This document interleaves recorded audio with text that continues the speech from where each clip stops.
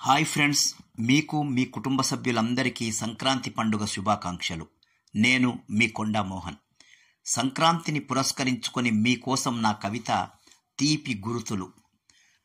అర్ధ శతాబ్దం దాటిన వయసులో నాలో 50 సంక్రాంతుల మధురానుభూతులు. నేటి తరానికి నాటి తరానికి వారధిగా మిగిలిన నాలో ఎన్నో సంఘర్షణలు.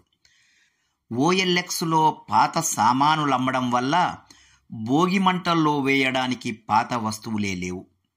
స్విగ్గీ జొమాటోల రుచి మరిగిన నాలుకకు కొత్త బియ్యపు పరమాన్నం రుచించడం లేదు.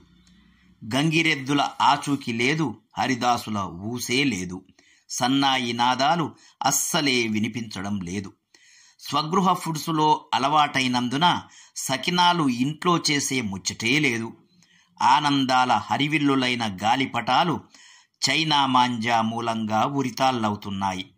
ముంగిట పెట్టే ముగ్గుల్లో కృష్ణ రథాలుంటే ఒట్టు, ఆవుపేడ గొబ్బెమ్మలకు అమెజానే మనకు పెద్ద దిక్కు. తరాల అంతరాలలో ఎన్ని మార్పులొచ్చినా మారని విషయం ఒకటుందనే ఆనందం.